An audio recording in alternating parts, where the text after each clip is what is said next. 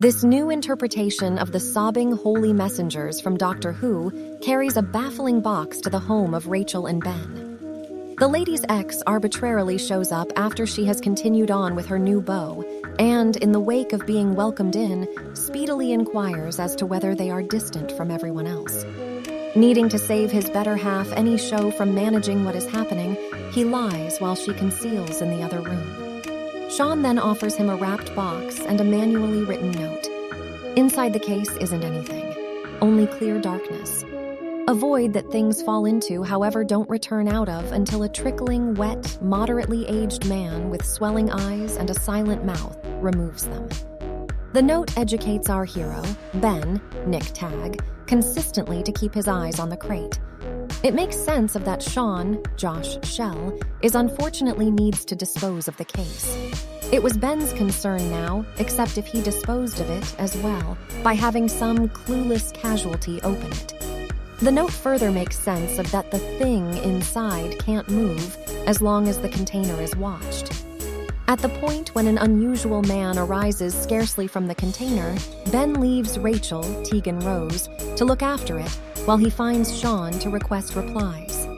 Tragically, past the point of no return, he understands the beast in the case exclusively desires the beneficiary and will trap every other person, just to rise up out of the opposite side of the container to assist with catching the following casualty. What is in the case? From the start, the crate appears to be unfilled, supernaturally unfilled even. As finding as the inky darkness is, however, the gazing wet man is more awful. What in the container is clever and patient and uses what it sees and hears to control its casualties. The element in the container can copy anybody it hears and is a skilled liar.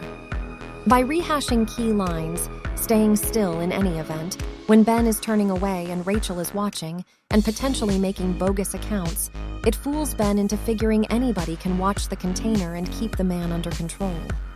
Sean, in any case, tells Ben it is a liar and cautions him not to get back to the house since he realizes it is now past the point of no return for Rachel. He just got away from the reviled box since he gave it to Ben.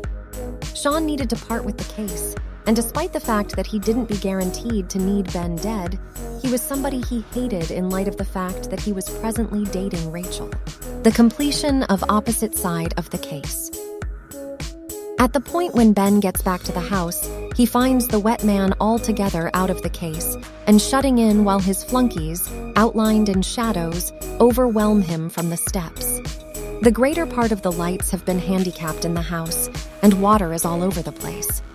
He can't take a gander at the two of them at the same time, and thus, each side inches nearer as he flips between them. At long last, with a threesome of shadows seconds away and the dribbling man extended towards a light switch, Ben must choose the option to take a gander at the triplet and be dove into haziness. It isn't shown what occurs straight away, yet probably he joins the positions of those dominated by the container and will currently need to serve the trickling person forever. Our side of the case addresses light and trust, while the opposite side of the container is demise and gloom. Inquisitively, water represents life and virtue, yet is involved here as a wellspring of dread and perhaps power for evil. Like, share, and subscribe for more.